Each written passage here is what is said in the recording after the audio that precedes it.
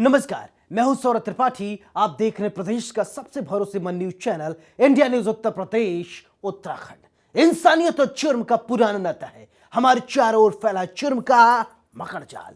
ऐसे में कौन कहां हो जाए शातिर का शिकार और किसके लिए जारी हो जाए मौत का फरमान। इतना नहीं, मिटा दिए जाते हैं जुर्म के सारे सबूत। जुर्म दर जुर्म, कत्ल दर कत्ल जारी है अपराध की दुनिया का काला कारोबार। लेकिन हम आपको सच दिखाएंगे, क्योंकि कहीं होता है रेप तो कहीं होती है लूट सरेआम। हो सकता है आपके शहर में वो अपराधी बेखौफ घूम रहा हो, इसलिए आपको सावधान करने के लिए हम लेकर आए हैं हर जुर्म की पूरी दास्तान। आपको दिखाएंगे अपराधी का चेहरा खूंखार, जिसने मचा रखा है हाहाकार।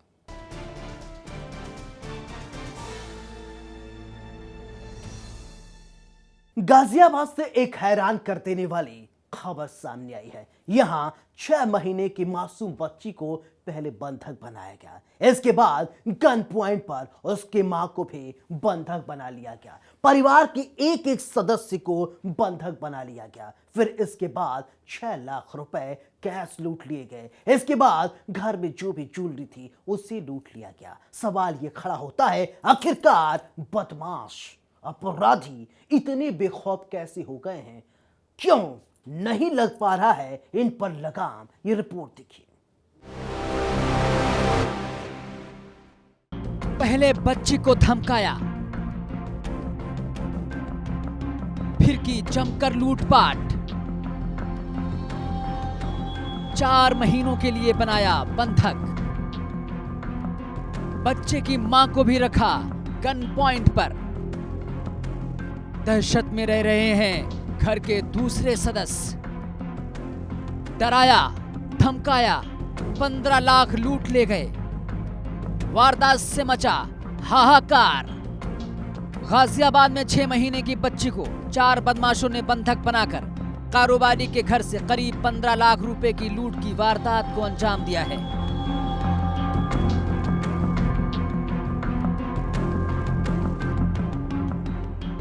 बच्चे की मां को भी गन पॉइंट पर लिया गया था।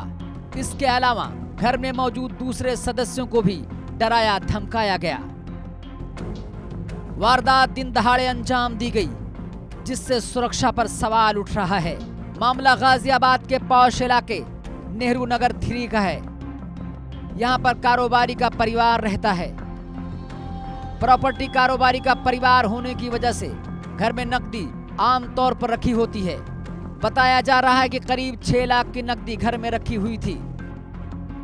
दिन दहाड़े 4 बदमाश घर में घुसे, घर में मौजूद महिलाओं और बच्चों को बंधक बना लिया। बच्चों में 4 महीने की बच्ची भी शामिल थी, जिसकी मां के सामने बच्ची के सिर पर पिस्टल तान दी गई। बदमाशों ने धमकी दी थी कि अगर किसी ने भी शोर मचाया तो बच्ची को मौत के घाट उतार दिया जाएगा।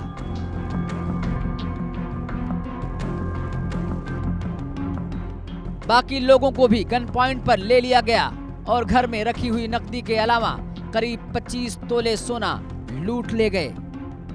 दिन दहाड़े इस वारदात को अंजाम देकर बदमाश फरार हो गए हैं। उन्होंने फिर अपने सामान निकाल के तोड़ फोड़ के पहले इस कमरे का सामान लिया था, फिर हमें बाहर से लॉक करके फिर उस वाले कमरे में लगाया। कितने लोग थोड़े हैं के अलमारी के? हाँ। कितने लोग थे? सामान मोबाइल लेके मोबाइल भी? अच्छा, आपके पहने जेवर में क्या क्या है? बस अंगूठी थी, कान के थे और नाखून वाले थे। क्या क्या सामान लेके हो? वो जो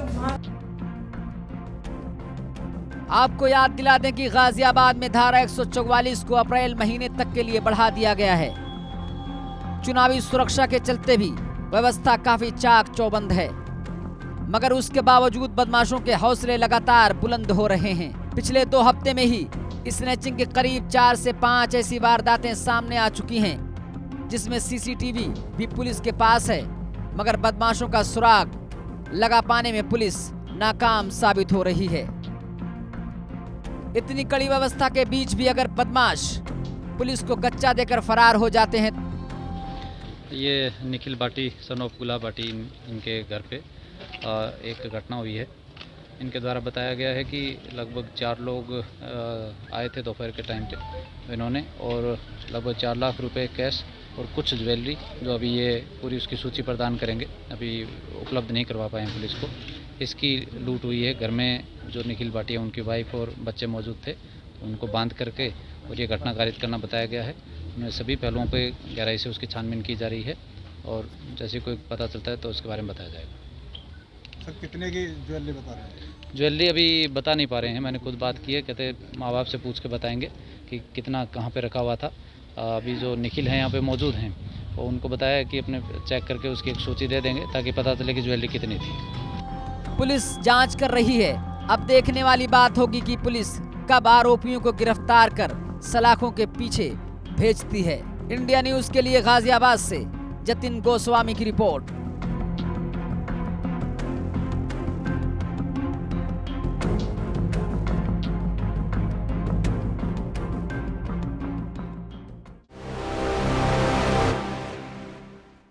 शराब की बोतल पर लिखा होता है शराब पीना स्वास्थ्य के लिए हानिकारक है, लेकिन कुछ लोग हैं कि मानते नहीं तो भी शराब पीते हैं। आजमगढ़ में एक हैरान कर देने वाली तस्वीर सामने आई। जहरीली शराब पीने से 13 लोगों की मौत हो गई और 41 लोग जिंदगी और मौत के बीच जंग लड़ रहे हैं। सवाल यहां लोकल अलायंस पे खड़ा होता है, आखिरकार प्रशासन क्यों कुंभकर्णी नींद में सोता रहा? क्यों प्रशासन को जानकारी नहीं था? सेल्समैन ने भी चौंकाने वाली बात कही।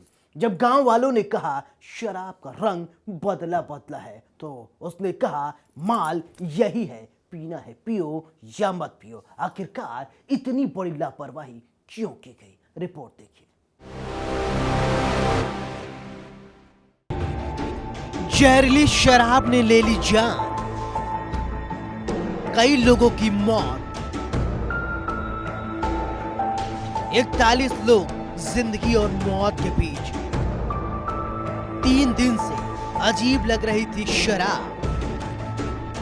सेल्समैन बोला था पी लो, यही माल आया है। गिरफ्तार हुआ मुख्य आरोपी रंगेश यादव।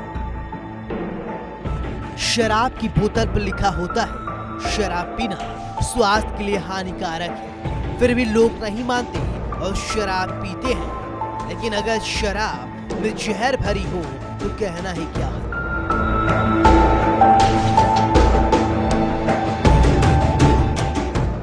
यूपी के आजमगढ़ से हैरान कर देने वाला एक मामला सामने आया है। यहाँ जहरीली शराब पीने से कई लोगों की मौत हुई और 41 लोगों का इलाज अस्पताल में चल रहा है। कुछ लोगों का कहना है कि शराब के स्वाद में उन्हें गड़बड़ लग रही थी। शराब के स्वाद में उन्हें गड़बड़ लग रहा था तो उन्होंने सेल्समैन से इसकी शिकायत की, लेकिन सेल्समैन ने आनाकानी की। अगर समय पर लोग समझ जाते तो इतनी संख्या में जनहानि नहीं होती। शराब के इन बोतलों को देखिए, इस पर लिखा है बोतल नंबर 1, लेकिन गांव के लोगों का कहना है जो शराब वो पीते थे उसका रंग लाल रंग होता था, लेकिन इस बार शराब का रंग ही अलग दिखाई दे रहा है।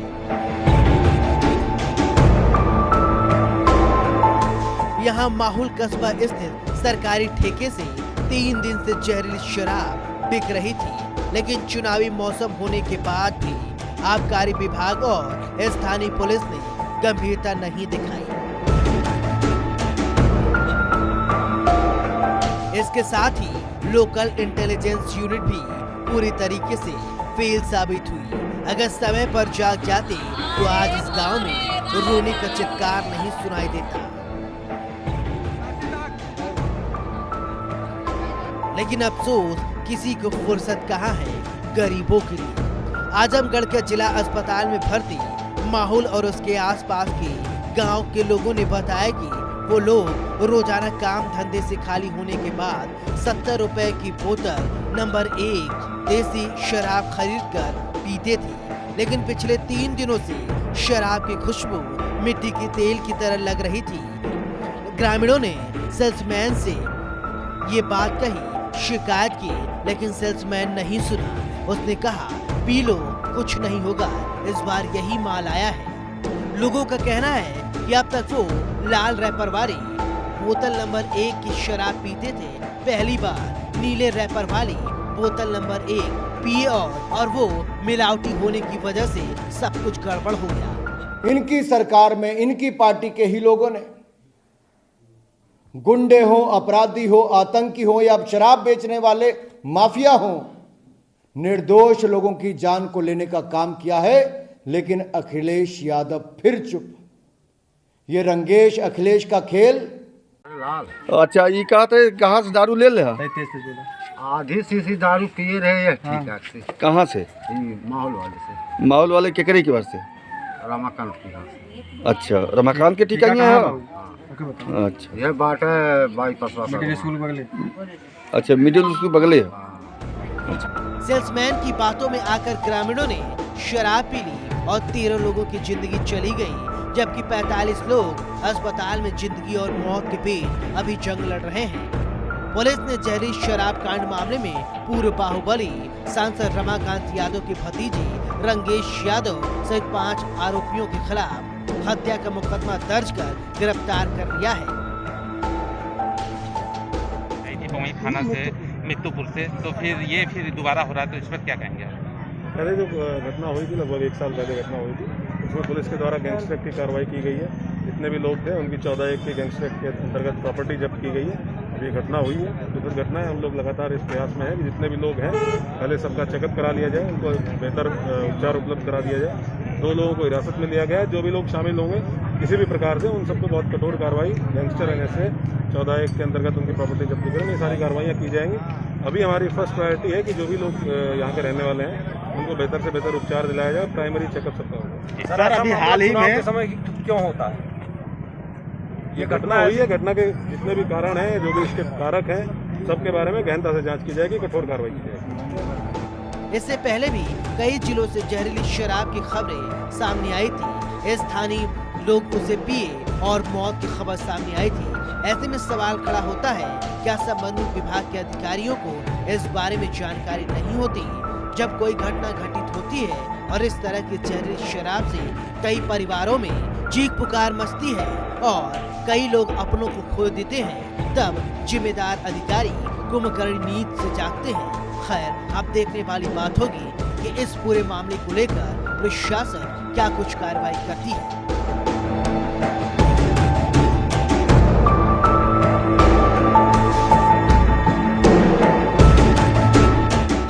जैसे जैसे उत्तर प्रदेश विधानसभा का चुनाव सभा पे चल रहा है, वैसे वैसे नेताओं का आरोप प्रत्यारोप का दौर तेज हो गया है।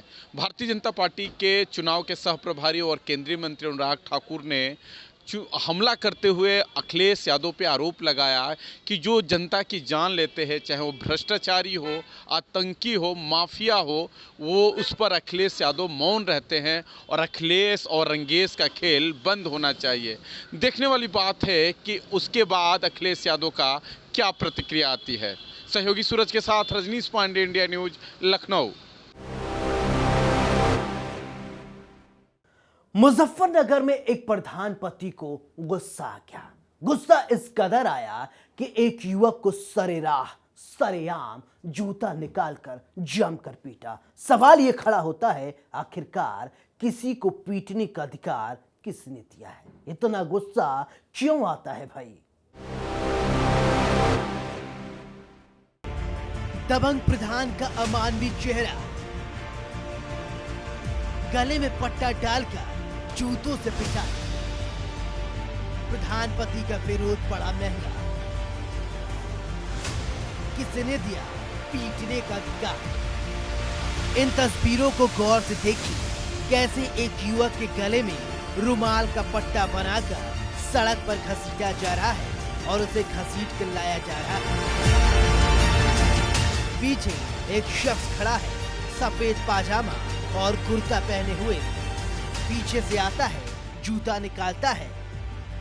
युवक रहम की भीख मांग रहा है, लेकिन इस शख्स को रहम कहां, क्योंकि इसका गुरु 7वें आसमान पे जो है।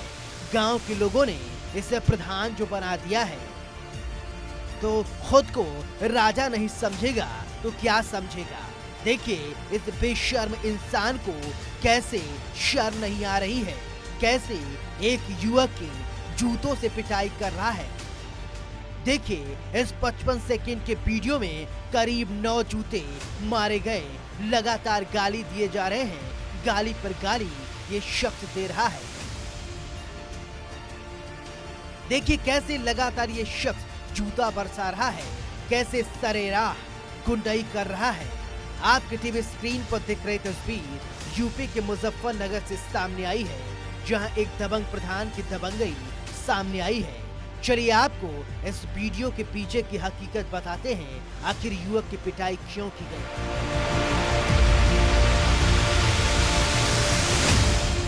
मुजफ्फरनगर के थाना भोपा क्षेत्र के बिहारगढ़ के प्रधान ममतेश के पति संजय ने अपने एक परिजन के साथ मिलकर गांव के एक दलित युवक को उसी के घर के पास से पकड़ लिया और उसकी जूतों से पिटाई कर दी। यही नहीं, दबंग प्रधान पति संजय ने अपने परिजन के साथ मिलकर दलित युवक की जूतों से पिटाई करने के साथ साथ उसके गले में फंदा डालकर उसे सड़क पर घसीटते हुए अपने गांव ले गया। आरोप है कि प्रधान पति के द्वारा पीड़ित दलित युवक को दूसरे लोगों से जूते चप्पल से पीटा गया। वहीं घटना का किसी ने अपने मोबाइल से वीडियो बना लिया और उसे फिर सोशल मीडिया पर वायरल कर दिया। घटना का वीडियो सोशल मीडिया पर वायरल होने के बाद पुलिस भी हरकत में आई।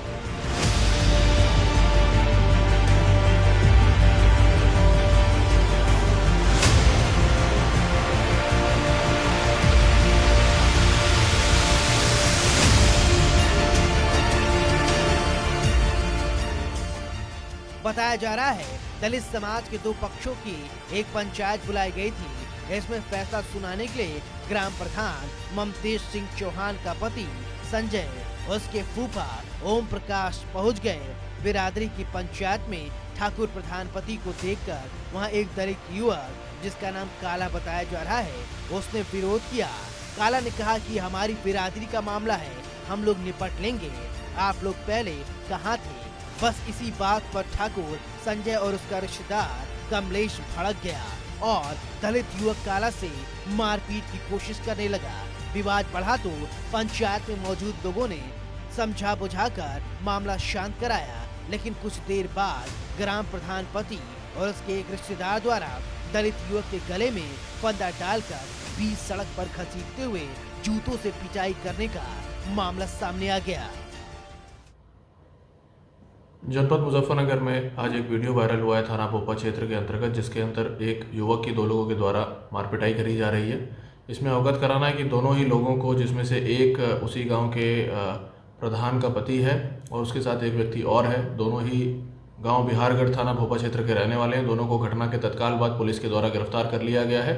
दोनों के विरुद्ध सुसंगत धाराओं में मुकदमा दर्ज करके कठोर कार्रवाई की जा रही है और आगे भी इस प्रकार की घटना ना हो, इसके लिए पुलिस अन्य कठोर कार्रवाई सुनिश्चित करेगी।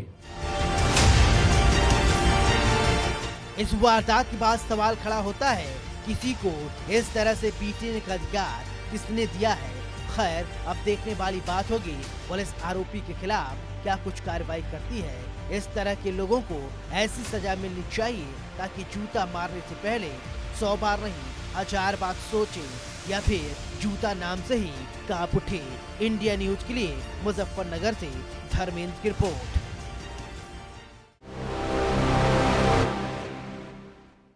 हमारा मकसद आपको डराना नहीं है, आपको बताना है समाज में किस तरीके से जराइम की काली कहानी बुनी जा रही है। कल फिर मिलेंगे कुछ और काली कहानियों के साथ। तब तक दीजिए अपने दोस्त सौरभ त्रिपाठी को इजाजत। लेकिन चलते चलते दोस्तों एक गुजारिश, सावधान रहें, सुरक्षित रहें, अपना अपने परिवार का बहुत ख्याल रखें, क्योंकि अपराध कहीं भी कभी भी किसी के हाथ हो सकता है। नमस्कार।